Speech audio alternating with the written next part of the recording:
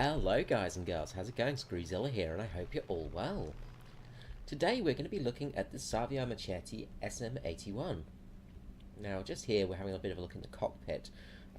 This is my first time taking this plane out and I thought I'd give it a good look over. And boy was I surprised, this plane is beautiful. The team at Gaijin have done an amazing job on this. The interior of the plane is magnificent. You can see me here trying to look inside and get a great look at this thing. And you can just see how beautiful it is. And they have put so much detail into the actual interior of this plane. It's just unbelievable. I'm just going to pause here for a moment and switch to the free camera.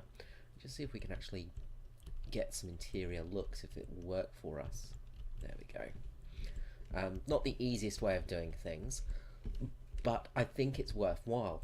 Now, first things straight away is just the view of the engine is magnificent. The Alfa Romeo, I think it would be the Alfa Romeo 125, or it could be the Piaggio RC15. I'll have to check when I look. But the rotary engine is just beautiful. The detail on it is amazing. They've really gone all out for this plane.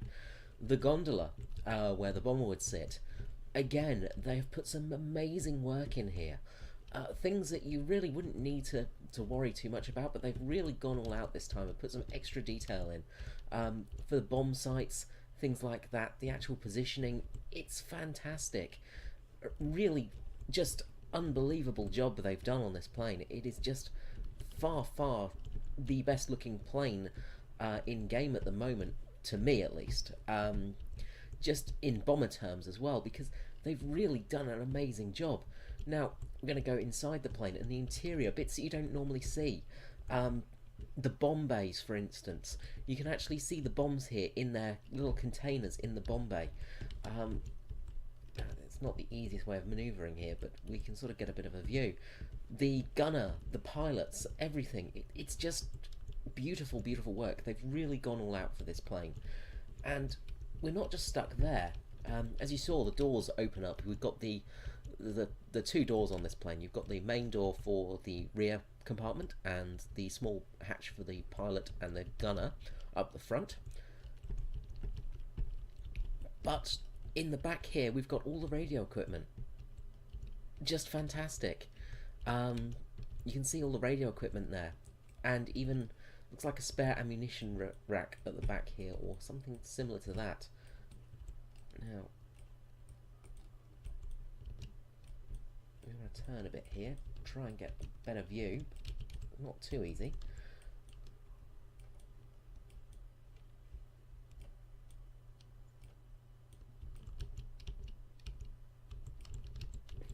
I'm getting a lot of people's butts and things like that in the view here. But everything just looks so good on this plane. It is beautiful. Even the belly gunner here. A similar belly gunner to the...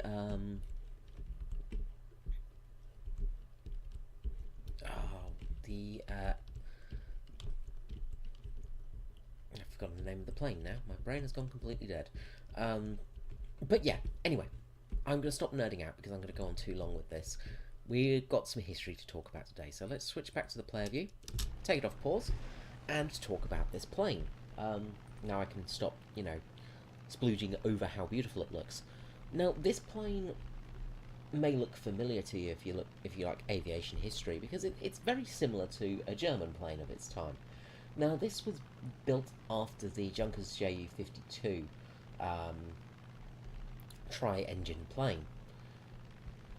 Similar look, very similar design, but it was a slightly better plane. It was faster, it had better armaments on it, it had a better capability for bombs. It was a very good plane. Now, the Pipistrello, my Italian's horrible, so I do apologise about that, or BAT, as it translates to English, was the first free-engined bomber transport aircraft in service for the Italian Regia Aeronautica. When it appeared in 1935, it represented a real step ahead in Italian military aviation. It was fast, well-armed, and had a very good range. It proved effective during the war with Ethiopia and the Spanish Civil War as well. Despite it being too slow to remain competitive as a bomber in the later years of World War II, it was one of the most flexible, reliable, and important aircraft of the Italian Air Forces from 1935 to 1944, and adopted to second line duties for a wide range of tasks, mainly as transportation. But it was also a scout plane, it had many different uses. Now, the SM-81 was actually the militarised version of the SM-73 airliner, having cantilever wings, free engine, and a fixed undercarriage. The origins of this version were a pursuit of interest for Italo Baldo, who was a designer for the Italian Air Forces. He did not have a great time, though.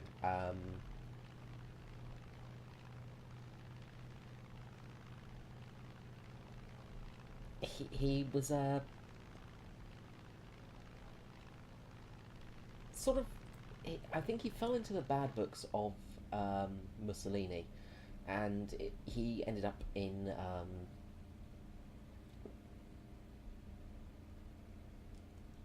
ended up being sent to Africa, I think Libya, I think off the top of my head, and he was killed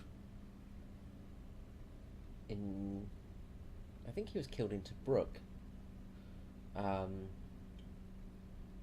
But yeah, he didn't. He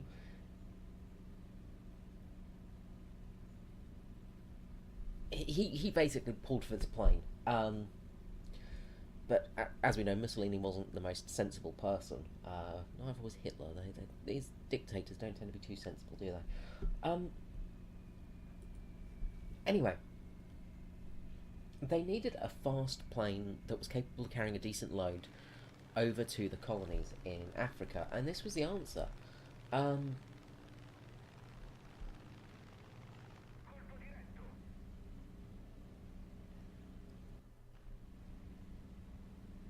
where am I? I've lost my point. Now, the SM-81 was a rather robust free-engine monoplane. It had a fixed tail wing and undercarriage.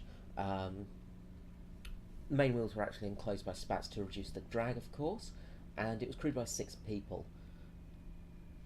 The aircraft was mixed construction of steel tubes with some metal over the aft portions of the plane, while the rest was wood and fabric. It was relatively large, and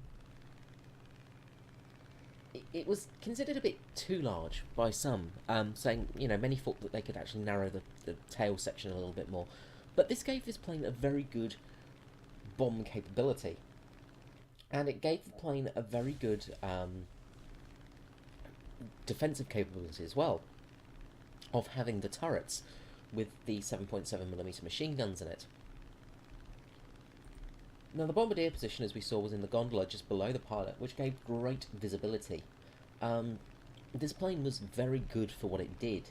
It wasn't fast, but it could take a beating. Now, one of the best things about this plane was its defensive armament of 4 Breda Safta machine guns, along with twin Lewis guns in the sides here. And in game, those Lewis guns are pretty good. I find Lewis guns to be the most effective 7.7mm in the game, in all honesty, which is quite handy. Now, the big proponent of this plane is actually the bomb load. Now, it could carry a total of 2,000 kilograms over a short range. That's what we get in game. You have the capability of carrying 4 500 kilogram bombs, which is just great for the BR. This is a 1.2 or a 1.7. It's basically the lowest BR bomber in the game, which is kind of interesting to me because the Brada that you get next is slightly worse than this plane, in all honesty. The strange thing is the SM-79, the successor of this plane, was a little bit faster, but it lacked capability of the bomb load and also the weaponry as well was not nearly as good. This plane was superior in all but speed to the SM-79, and you can really feel it when you're playing this plane.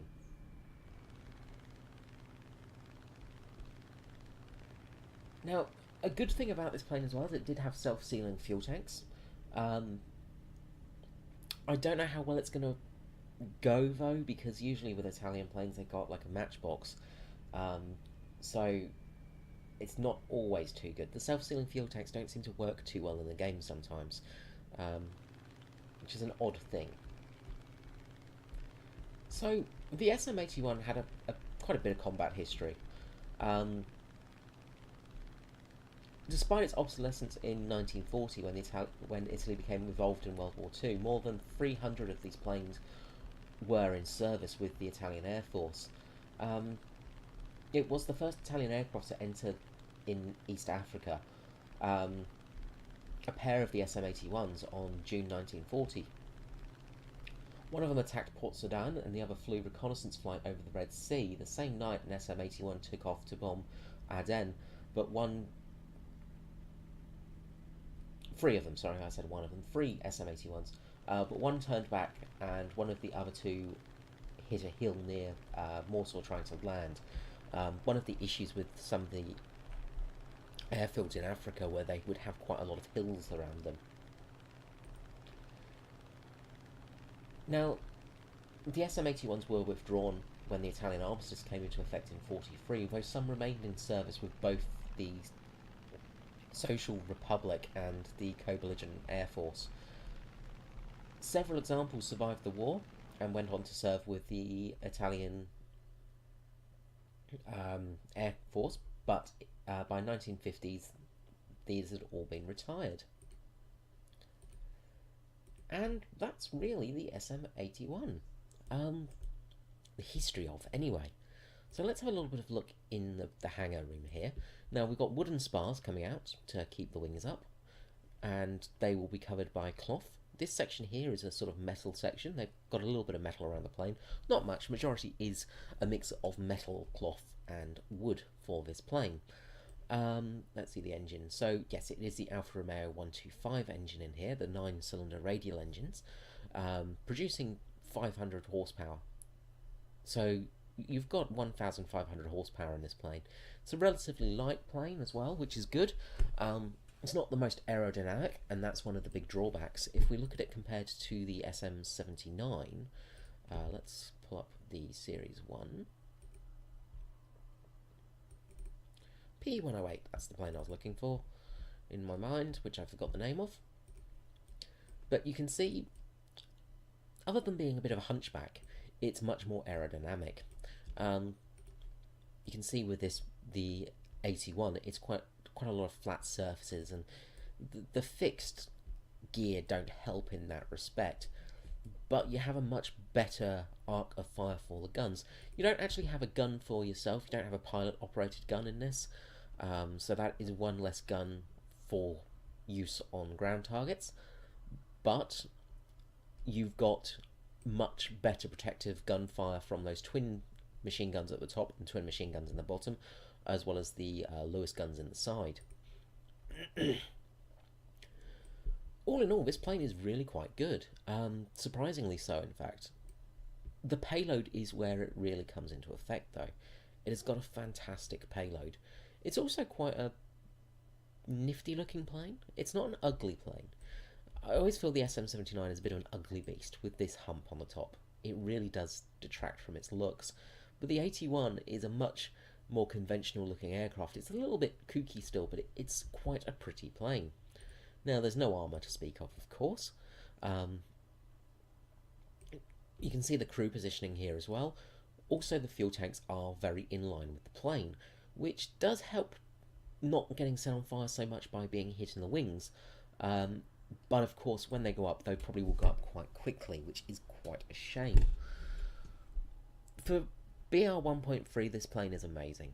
I would say this is probably the best starter bomber in the game, without too much question. It is a beautiful looking plane as well. In game, it's got a great payload. Standard, you get the 50 kilogram bombs, which they're not great, but they're relatively decent. The 100 kilogram bombs, you get 16 of those, which is a fantastic amount, considering they're the 100s. So you've got 50 kilograms of explosive mass in them with a 91mm radius. So these are really good for taking out slightly tougher targets. You still have to be quite accurate, but you're going to get away with taking out pillboxes and things like that. The 250s and the 500s, of course, you do get a lot less in there, but you still have a relatively heavy payload in there. The plane is very manoeuvrable as well, which is also very handy. Having a manoeuvrable plane is always nice to have in game, especially as a bomber. It's not going to win too many firefights, and it's not going to outperform fighters and things like that. But as a bomber, this plane is fantastic. Without a doubt, this is my new favourite bottom tier bomber. You can see over the Brada BR-20, you have more weaponry. Let's just look at the... Oh, we don't want to do that. We want to look at customization. What am I doing? You can see that the 81 has a better sort of turret system with the twin turrets up and down. The fact the front turret's more towards the front, sorry, the top turret's more towards the front as well does help because it gives you an arc of fire from the front. You lack the nose turret, but yeah, it makes a huge difference. The payload is the big difference maker as well. The fact that you have much better payload on the 81 over this plane does make a difference. With this, you can only carry about 2,000 kilograms of bombs. Sorry, I'm changing my mind more and more. Just over about the 1,500. The only difference is you do get the 800 kilogram bombs, which would be nice in the 81, but they didn't carry it, sadly. The 800 kilograms do make a big difference because it means you can take out a base relatively easily. So you're still going to struggle with base bombing, but that's always the case in this low tier. Okay guys, I hope you found today's video interesting. I hope you found a little bit interesting for the history of this plane. Sure we get... we do get this secondary camouflage. This plane is a really good little plane. If you're looking to start off bombing, this is a great way of learning. It's, as you saw it, it's quite an accurate bomber as well. Because of the way the bombs are set up in these Italian planes, they drop vertically instead of horizontally, which means the bombs tend to be a little bit better for accuracy. You're still going to get shot down a lot, but that's common. That's normal for a bomber. You're still going to have problems, but for a practice plane, it's really good. I would recommend, if you are using this to learn how to bomb and get to advance in it, work up your weapon maintenance, because that's going to help your bomb accuracy a lot, and also your reload speed. It's going to help with the gunners as well, because they're going to be much more accurate. But all in all, I'm very pleasantly surprised. Yeah, it's a really nice little plane. Alright, well that's the end of the video for today. Have a great day, and I will see you again soon. This is Screezler out. Bye bye all.